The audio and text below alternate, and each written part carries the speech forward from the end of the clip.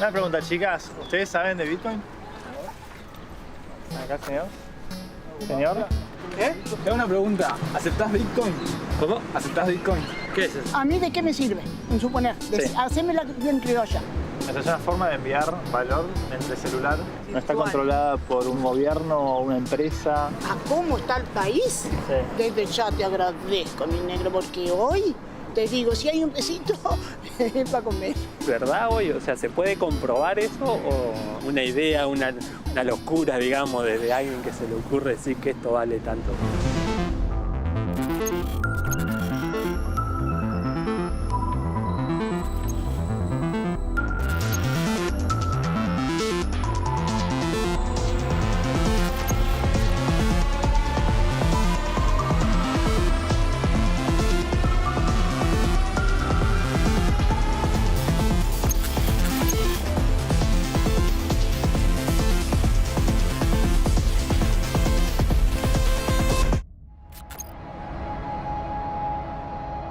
We are in the midst of a serious financial crisis. Major financial institutions have teetered on the edge of collapse, and some have failed. In the Asia market, Asian investors remain cautious today, with many waiting for fresh news on a U.S. government-proposed $700 billion bailout for the ailing financial sector. Over 60 people were arrested in New York this morning during demonstrations marking the one-year anniversary of the Occupy Wall Street movement. It was in the aftermath of this economic crisis that on October 31st, 2008, a link to a technical paper appeared on an obscure online mailing list. The paper proposed a radical new form of electronic money. It was to be called Bitcoin, and it would be distributed over a decentralized network. Its creator was a mysterious figure who went by the name of Satoshi Nakamoto. Satoshi Nakamoto is the guy that invented Bitcoin. We don't really know who he is. Maybe he's a guy, a girl, a group of people, we don't know. He created the software that implements the idea of the paper. And in the end of 2010, when the community got bigger enough to the project to stay without him, he totally disappeared from everywhere. Some people claim that he's from the CIA. Some other crazy people say it's from the Illuminati. Some other people say it's like aliens technology or it's the artificial intelligence from the future, who knows? But because it's amazing how one human being can come up with such a brilliant idea. It is a hard problem to solve. Traditionally, I send you money through a bank, so the bank is a trusted entity. If I give money to the bank and the bank gives you money, then you trust that the money you receive because you trust the bank. You don't trust me, right? So if we take away the bank, how do you trust that I given you money when software and data and files can be copied? A digital cash electronic system, a way to transfer value through the internet that doesn't have a government or an enterprise or a foundation controlling this technology. Bitcoin is run by the people. From Latin America to Asia, Bitcoin began to appear across the world. Within a year of its creation, it had become a global movement. The dream was to create a new virtual world where money would flow as freely as information.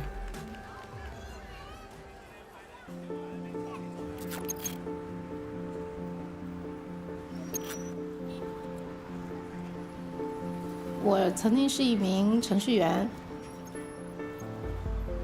对于一个女生来说，工作了大概7、8年的时间，然后待遇也不错。其实是对于很多人来说，我去到这样一个小众的行业，对于很多人是都不理解的。整个中国吧，都认为比特币是一个传销骗局的这样一个印象。我记得2013年是非常的重的，所以当时我离职的时候，我都不敢告诉我的朋友还有同事，我是去到了比特币的行业。我其实是在2009年的时候就帮助华为做了第一个内部的社交平台。那个时候的目的就是想要去打破这样一个华为内部的信息传播的这种层级模式。所以我自己通过这样一个项目，我发现社交的能量可以改变非常非常多的一些信息传播的模式，同来也会带来非常大的巨变。直到在2013年的大概11月份的时候，比特币的价格在中国已经达到了8000元人民币的一个高峰点。这个东西就算是一个骗局，为什么会有这么大的爆发力？我其实是当时呢，我就找到了我的另外一个同事，他就跟我大概的从比特币它本身的节点的模式做了一些介绍。我觉得是一个非常非常有意思的创新。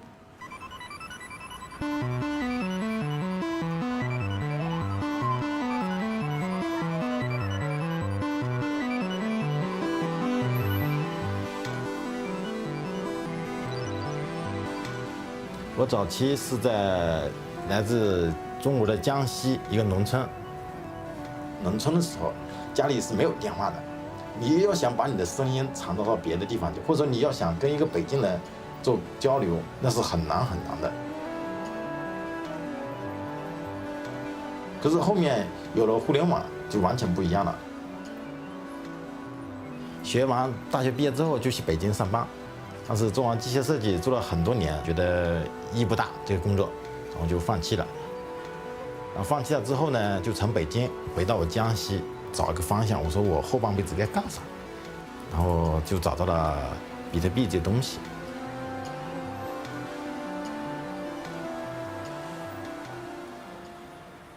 数字货币和区块链这些东西并不是现有的一些，它可能都是一些代码、一些理念啊。然后你需要用各门的知识，比如经济学的知识，还有政治学的知识去填充整个系统。我讲一个故事，在古代的欧洲，如果一个人要给另外一个人寄一个东西，但是这个寄的过程他不想让邮递员偷看，他怎么操作呢？他首先拿一个箱子，把这个东西放到箱子里面去，然后挂一把锁，寄给另外一个人。这个因为有锁，所以这个邮递员是偷看不了的，因为锁住了。当这个人收到这个箱子的时候，他也打不开，因为他没有钥匙。他怎么办呢？他在这个箱子上再挂一把锁，然后叫邮递员寄回给这个人。当寄回这个人拿到之后，他用他的钥匙把他挂的那把锁解开，然后再让邮递员把这个箱子寄给这边这个人。OK， 这个人因为他有钥匙，所以他能打开。整个过程是完全的加密的，不会有任何人看到。这就是加密通信。Bitcoin took this idea of encrypted communication and combined it with an electronic accounting book. This digital ledger is distributed to all the computers connected to the Bitcoin network. The system was designed so that any new transactions of Bitcoin needed first to be verified by a large amount of computing power. This process is known as mining.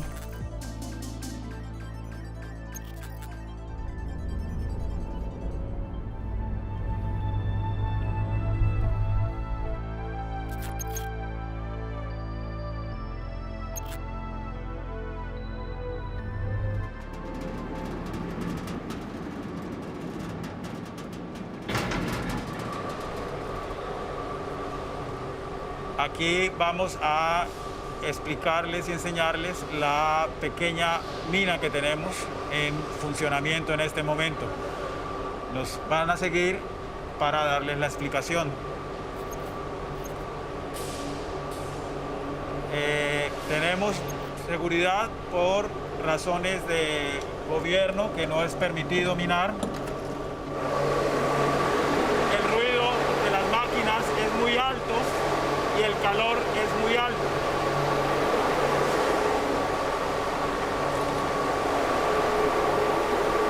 Tenemos aproximadamente 50 máquinas en producción las 24 horas continuas. Ellas generan una mínima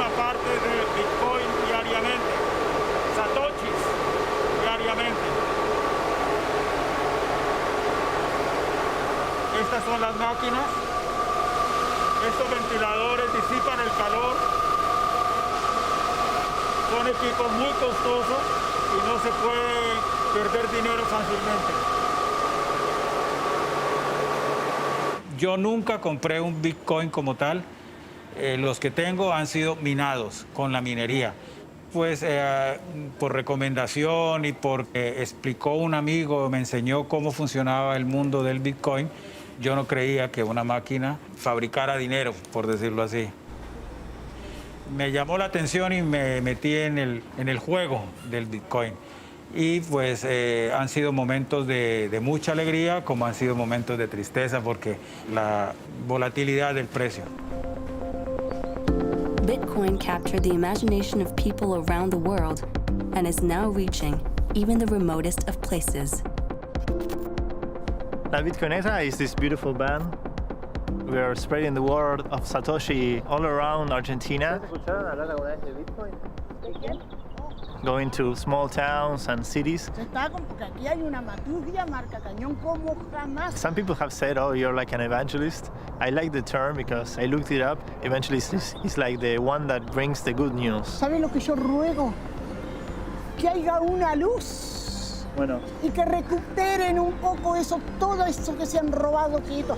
Lo que yo te vengo a contar es este dinero de internet que no depende de ningún gobierno ni de ninguna empresa en particular. Mira, yo te voy a mostrar, yo tengo una billetera en mi celular, entonces yo ya tengo Bitcoin, te quiero mandar a vos. ¿Querés que hagamos un cambio? O sea, vos me das 10 pesos y yo te doy Bitcoin, te mando Bitcoin a tu celular. Dale. ¿Lo hacemos? Dale. Bueno, entonces vamos a hacer lo siguiente. Y busques una billetera de Bitcoin. Ahora te aparece con mi wallet, BTC, dale. ¿BT? Sí, esa. Bueno, ahora ponerle una contraseña larga que vos solo sepas para poder enviar y gastar los bitcoins. Vamos a hacer este cambio. ¿Cuánto querés cambiar? Los 50 pesos. Bueno, dale. Vamos a hacer 100 pesos. Voy a prender el simbolito de código de barras. ¿Está bien? Yo ya sé tu dirección. Fíjate si compara, ¿no? Y ahí dice cantidad en bitcoin. Yo ahora te voy a mandar en $3.30, que son 100 pesos. Entonces pongo enviar, ¿está bien? Transacción enviada. Yo eso lo puedo consultar en el libro contable de Bitcoin en internet. Entonces, queda un registro. Sí, hay un libro contable de acceso público que se llama la blockchain. Entonces, ahora si vas a la parte donde dice balance, vas a ver que tenés 0 Bitcoin confirmados, auditados por la red, pero tenés entrando 0.30513. Ajá, y pasa. Esa transacción ahora está en un limbo esperando a ser auditada por un minero. ¿Está bien? Exactamente. Está esperando. Computers plugged into the Bitcoin network compete with each other to answer highly complex cryptographic puzzles. Whichever miner does the most work to help solve these puzzles has their block of transactions added to the ledger. Each block itself contains a reference to the blocks which came before it, creating an immutable log of accounts, or blockchain. This system ensures transactions cannot be altered or copied. The miners who do the most work are rewarded with new Bitcoins.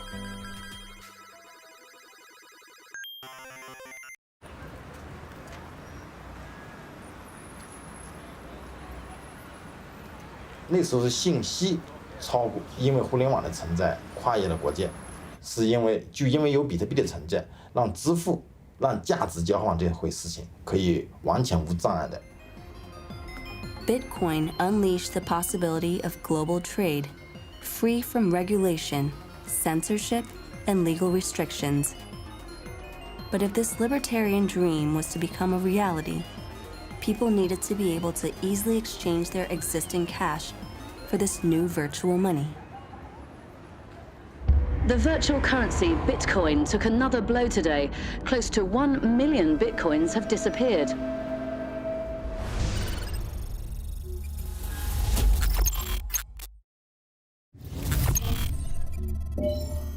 After I heard about Bitcoin, I I got so excited about it, I had to read everything I could possibly find about it. And I went on, I guess, a Bitcoin binge that lasted for about a week, and I got so sick from lack of sleep, I had to call a friend of mine and ask him to drive me to the hospital. And they gave me some sort of sedative, and I passed out for, 18 hours or something, and slept a lot. And the next step was to start investing in any sort of business I could find to make Bitcoin easier for people to use around the world.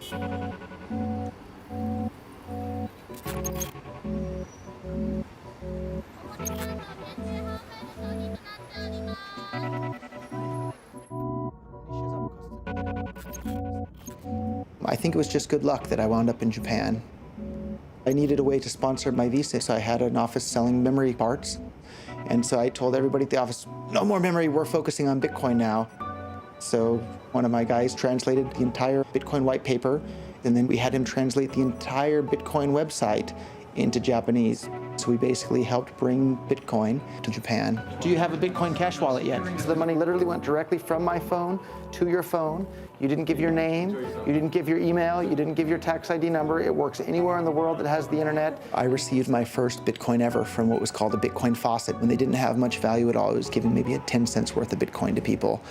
And it was just so exciting. I got tingles all over my body seeing how this worked, and I want everybody to be able to experience that. So anytime I meet somebody now, I help them set up a Bitcoin wallet, and I send them some Bitcoin. Change your mind on the Bitcoin Cash wallet, I'll be right here. In 2011 and 2012 and even 2013, traditional VC firms weren't interested in the space at all, but I knew, there was no doubt in my mind, I knew people were going to start using it as money. And here it is, the science fiction future is becoming real.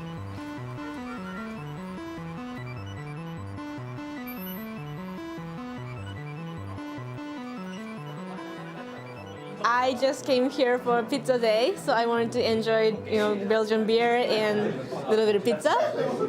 Pizza day is the first recorded Bitcoin payments in the history. So in 2010, 10,000 BTC was paid for two pizza. That only was about $40. But now, if you think about it, it's a lot more money now. 日本で初めてこの仮想通貨の決済のこのサンタロヌところでピザを食べに来ました。日本ではビットコインコミュニティが毎週1回、ミートアップをしています。ビットコイナーのコミュニティがとっても熱いし、とても広いです。はい、ピザです。はい、ありがとうございます。日本の未来はあんまり明るくなくて、何か新しいものにすがりたかったんじゃないかなって金のために思います。金日本人は意外にギャンブル好きなので、意外に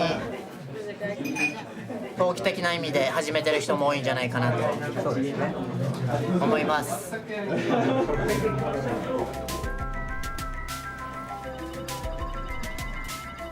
The first Bitcoin exchange in the world operated out of Tokyo from 2011 onwards. It was called Mt. Gox and allowed its users to buy and sell Bitcoin online.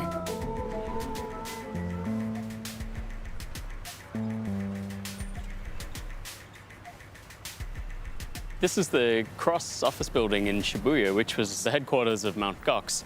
At the time, it was one of the biggest Bitcoin exchanges, and for a few years before that, it was probably the only Bitcoin exchange. So the name Mt. Gox, which is kind of a funny-sounding name for a financial company, comes from a trading card and role-playing game called Magic the Gathering Online Exchange, and it first started to trade cards for these role-playing games.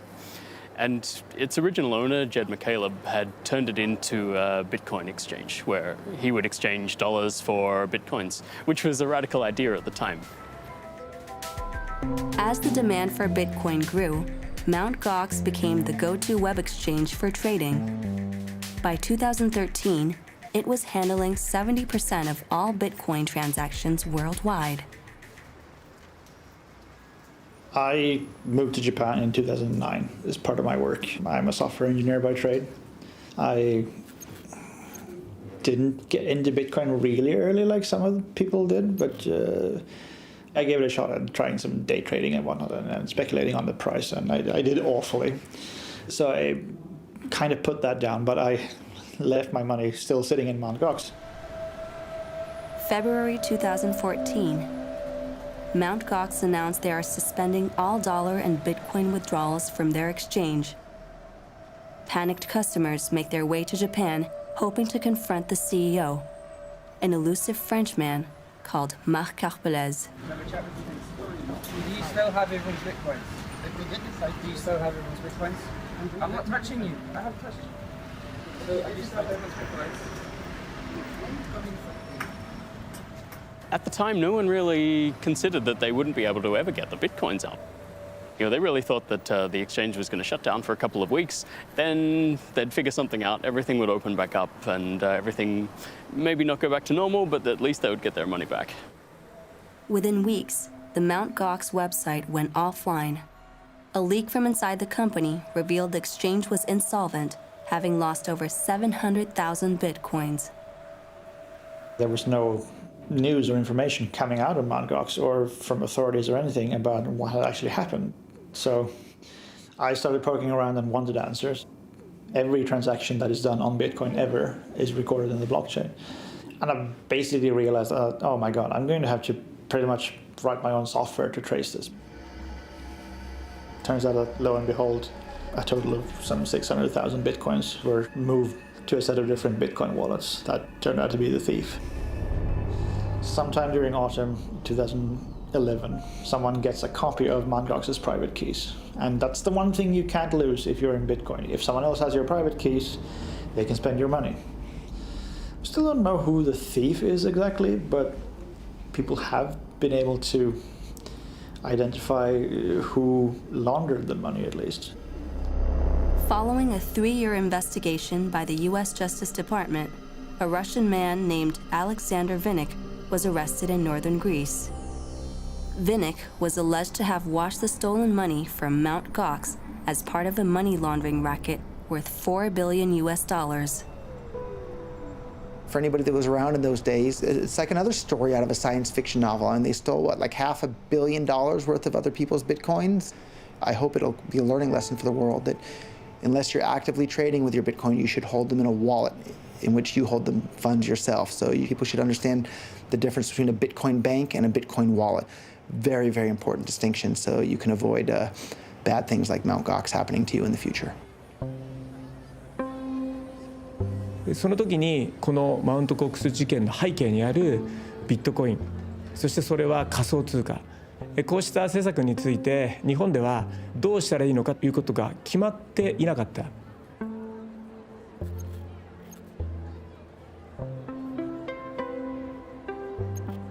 最初にやったことは中身がよくわからないので、いろんな人に話を聞くこと、そして、見に行くことということを徹してやってました。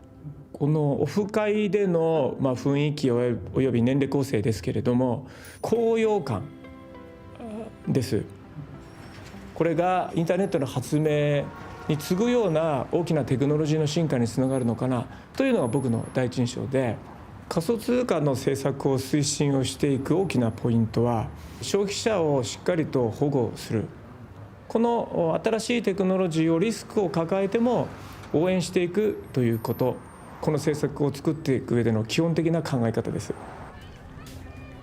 そして日本はそこに入っていかない限り、人口減少社会の日本が大きな経済を作ることはもはや不可能だというふうに思っています。Despite Mt. Gox, the Japanese government have embraced cryptocurrency and now recognize Bitcoin as an official payment method. Cryptocurrency exchanges are now licensed and must have proper security measures in place to prevent cyber attacks and the theft of customer funds. I've heard there are over 15 licensed exchanges now, and probably a lot of others in line to get licenses as soon as they can. Stores, mainly restaurants, but all kinds of places can accept Bitcoin as payment quite freely. Japan's probably the blockchain and crypto capital of the world.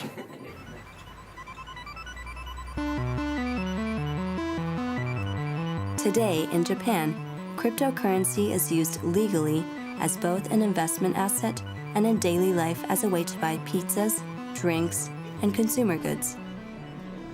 But cryptocurrency also has a reputation for illegal uses.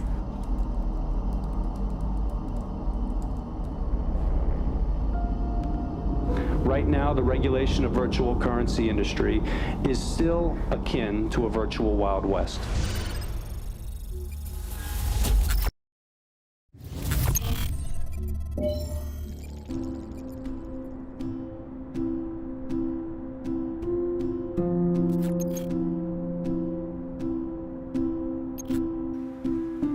I'm the co-founder of BTCC, previously known as BTC China. So we were the very first Bitcoin exchange in China, and I've been living in China for the last 12 years. I got into Bitcoin myself in 2011, way back. It seems like so long ago now. It was actually my younger brother, Charlie Lee. He introduced Bitcoin to me. Previously, we were both investors in gold, so we both appreciated the idea that gold has value. From a very young age, we remember stories of my grandparents. I think it was 1949 when they actually fled to Hong Kong, and all they had with them were just their hand luggage, and then they carried some gold and silver sewn into secret compartments of my grandfather's clothing. So by learning about Bitcoin, we were asking, can something digital have value? It's a new model of ownership. The idea is that I can own something of value. Not just $1, but hundreds of dollars, or even millions of dollars potentially, but own it by virtue of me knowing the information, knowing the private key, knowing that password. For the first time, money is digitized. The invention of Bitcoin gave the world its first truly global currency. Suddenly, the ability to buy and sell goods across the world was accessible to anyone who had the know-how. But almost immediately, in an area of the internet known as the dark web, marketplaces began to appear, offering illegal goods and services. One of the most famous of these was called Silk Road, which came online in February 2011. Silk Road was a website where people could sell drugs or products or services that were vice-like in the sense that if they tried to sell them on eBay or Amazon, they'd get caught out and probably arrested. And it allowed people who visited the site to avoid being tracked by public servants, the police, the FBI. It eventually amassed quite a number of sellers and buyers who were coming on the site to buy marijuana, to buy cocaine, to buy guns, to buy all manner of things. One of the things that people also really liked about it was the payment mechanism, which was using Bitcoin. Unlike a regular payment in a bank, once a Bitcoin payment is made, it's irreversible because there's no central authority to reverse a payment. There's no authority, no person, no system, no company, no exchange that will limit the amount of money sent on a blockchain, which is why Bitcoin got adoption in the so-called dark market. Silk Road was run by a mysterious figure who went by the online pseudonym Dread Pirate Roberts. In less than 2 years, it racked up $1.2 billion in sales of illicit goods. In October 2013, it all came to an end. After a massive manhunt by the FBI and the CIA, a 29-year-old American man called Ross Ulbricht was sentenced to life in prison without the possibility of parole.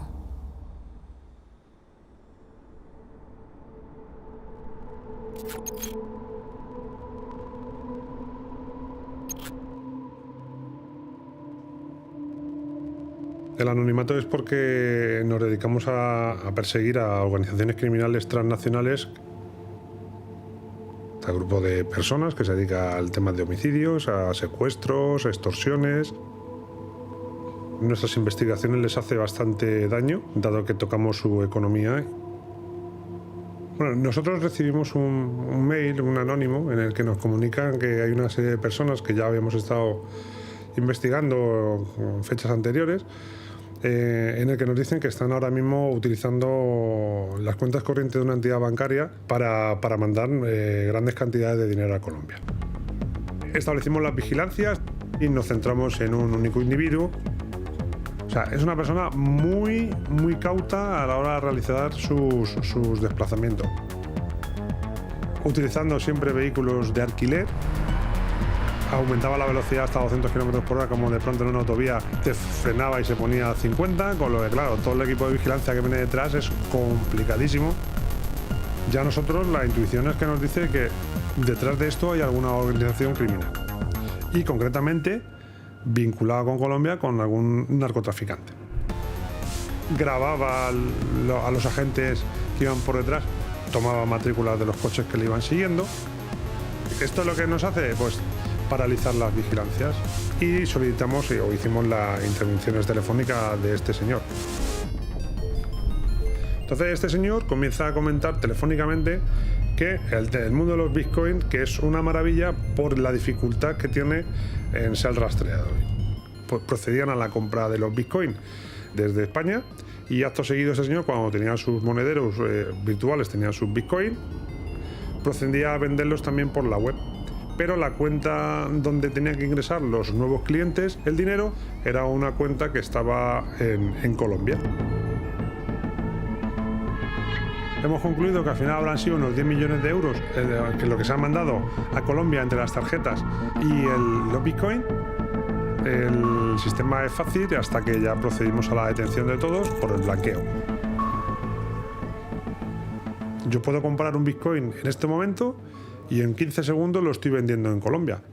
O sea, le está dando celeridad, le está dando opacidad y sobre todo le está dando, a nosotros nos produce una dificultad rastrear esas transacciones. Pillamos realmente muy poquitas transacciones, se pueden observar a través de la venta de Bitcoin.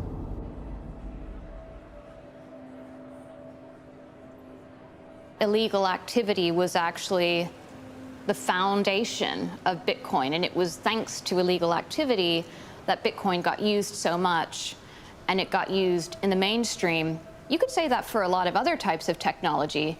For example, VHS. Back in the 80s, apparently one of the very first use cases for VHS was porn. And once people started using it for porn, then people started using it for other things as well. And so these vice-like services, often with new technology, are the ones that are driving adoption. While some people have turned to cryptocurrency as a way to evade the law, others, and even governments, are turning to it for a very different reason: as a way to survive.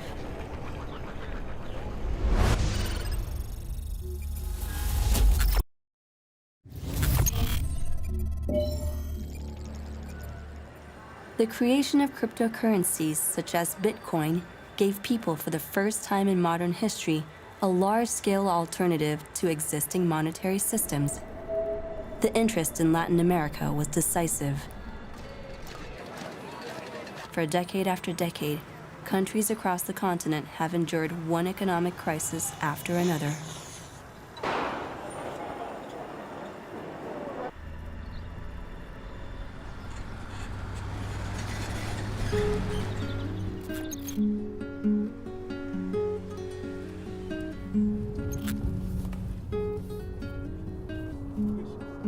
So I'm going to show you what we've done to our money throughout all history in Argentina. We've been through 5 different currencies. The first one was called Peso Moneda Nacional. We changed it for Peso Ley. You had to have 100 of these to get one of these. But then came the worst one of all. This lasted only for 2 years, and there were bills of 1 million pesos argentinos. So people were paying in like, how much is this? This is like 29,000, 20 billion, right? And then in 85, you had to have 10,000 pesos of these to get 1 Austral. 7 years later, we changed to this peso, which is the one that we have right now. But we had a bank run. People went to the banks to ask for the money wasn't there. And since 2002, we've been through an inflation. So at one point, this was worth $100. Now it's only worth $3.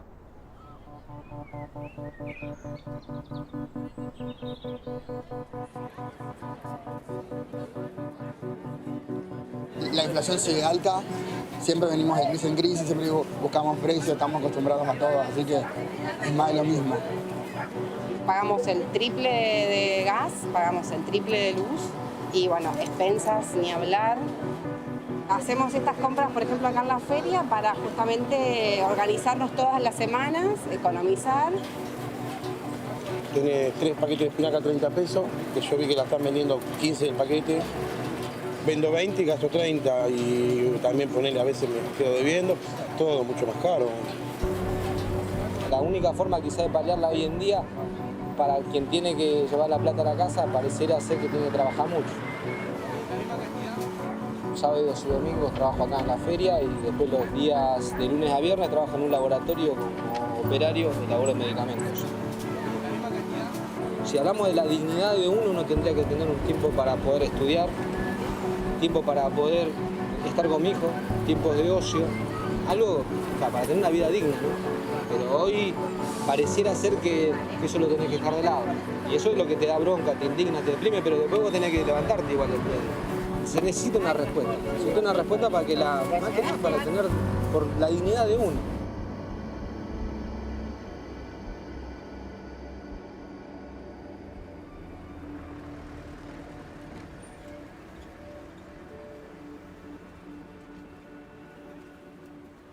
Es una base de datos que tiene la particularidad de que solo se puede dar de alta información. No se puede borrar, no se puede modificar. ¿Está bien? We are in a phase where people want to know all the technical details of how this technology works in order to trust the technology. ¿Ahí estamos bien? Sí, sí. Nosotros vamos a meternos más profundo en cómo funciona la blockchain. They want to know how to check the blockchain online. I mean, I want to know how a hash function works.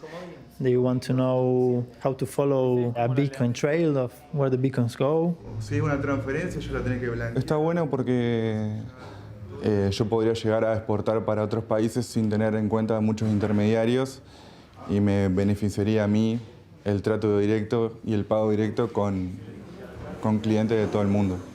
En 20 años, la tecnología blockchain ganó.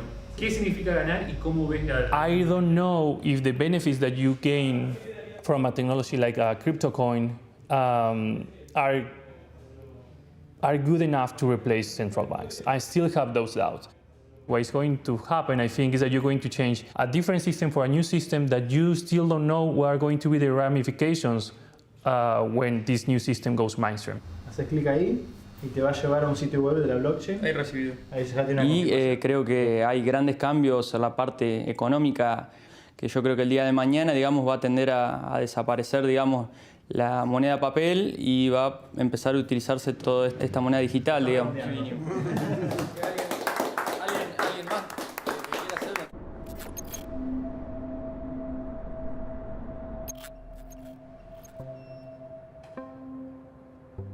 When you have a technology like Bitcoin that allows you to just be part of the international commerce system without knowing no one, just someone from the very poor province in the middle of the country with just access to internet, this guy maybe can develop software and sell it to Apple in the US and get paid in Bitcoin.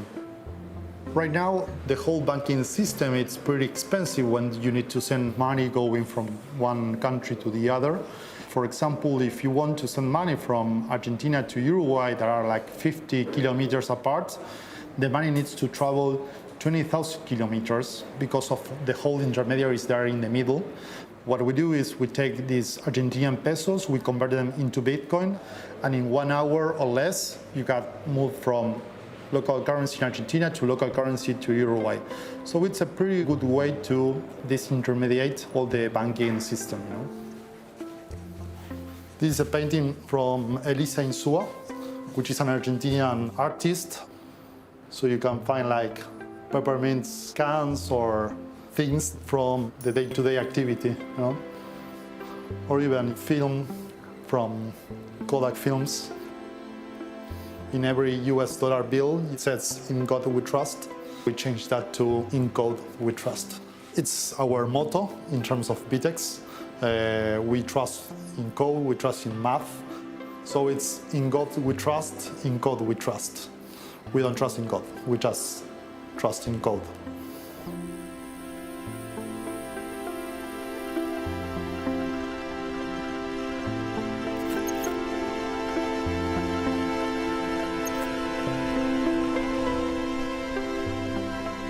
América Latina, blockchain y las criptomonedas llegaron en el mismo ferrocarril que ha llegado a cualquier parte del mundo, dada la democratización que tiene esta tecnología y la capacidad de romper fronteras geográficas.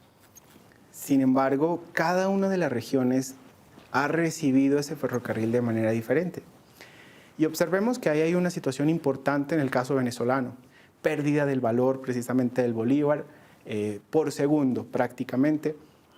Eso es una situación dramática para todos los ciudadanos y esto ha hecho que se han generado unos flujos y unas migraciones de personas para diferentes partes de Latinoamérica.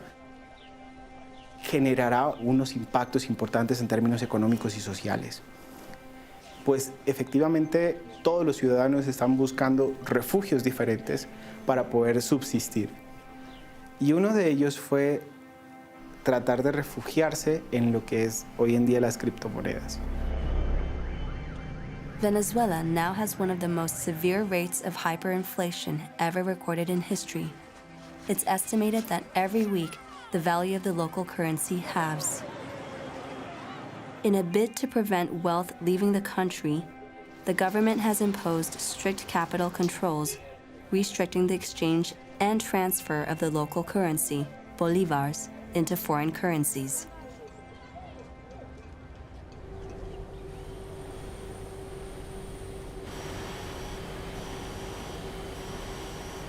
We are working in import and exporting from Hong Kong to Venezuela, generator stuff for selling in Venezuela. But when Venezuela start to fall down and the petroleum fall down the price, they put the policy of any dollar you need to fill thousands of formularios and they choose how much money they give to you, like 10,000, and later the government say, no, we only give 500. You need to pay the invoice for 10,000 and it's impossible. Then we start to look in a system to send money from Venezuela to China, and I discovered these magic things called Bitcoin.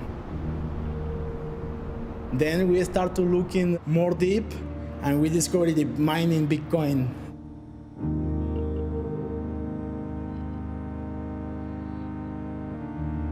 Almost like 10,000 people are mining in Venezuela. And I hear rumors they are bigger miner like 35,000, and I see family to have one miner to survive, because if you go to work in 1 month, you're gonna get $2. You're gonna mine in, even if it's all machine, you can get like 0.3 per day. This means the end of the month you can get 30, and you only have this miner in the house. And I am sure so many families survive thanks to the mining.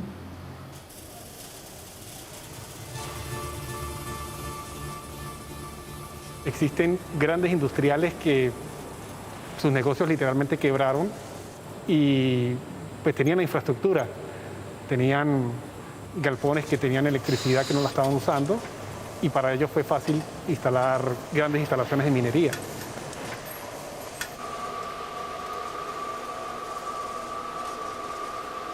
En Venezuela, un funcionario público, un policía o alguien del ejército se da cuenta que una persona está minando, no necesariamente lo mete preso, pero puede ser sujeto de extorsión, le pueden pedir dinero.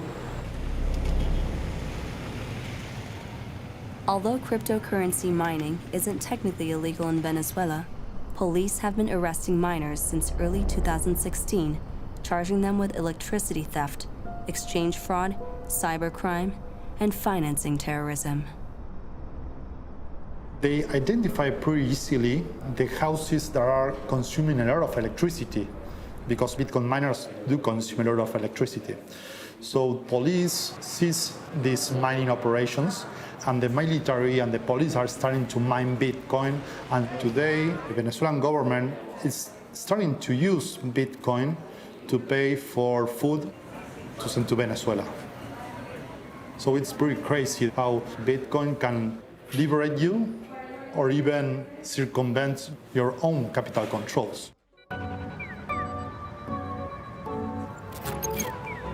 Today, it's not only governments and people turning to cryptocurrencies, but also the very financial institutions they once threatened.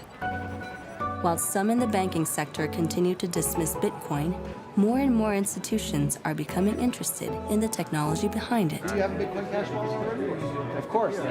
So we're at a conference made up traditionally of like investment banks and some regulatory board members and people in traditional finance, but here they are busy talking about cryptocurrencies.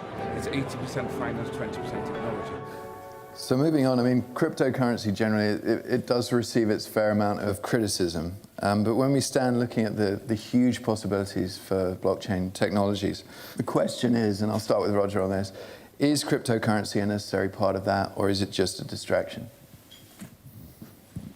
I think cryptocurrency was certainly the first killer app in regards to this, and I think it's going to continue to be the biggest, most popular use case of these technologies. And that's not to say that they won't be used for lots of other things, but think about it. Now we have a money that works in every single country across the planet. You don't have to give your name, you don't have to give your tax ID number, and it works for everyone, everywhere, regardless of where they were born or what color they are.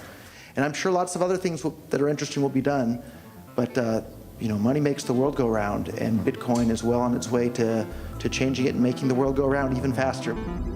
As the crypto craze began to travel around the world, so-called alternative or altcoins began to pop up in different places, but none would surpass the attraction of the original. We got 15 grand Bitcoin. Man, we are going to the moon. By 2017, the Bitcoin phenomena had gone mainstream and the price began to rocket.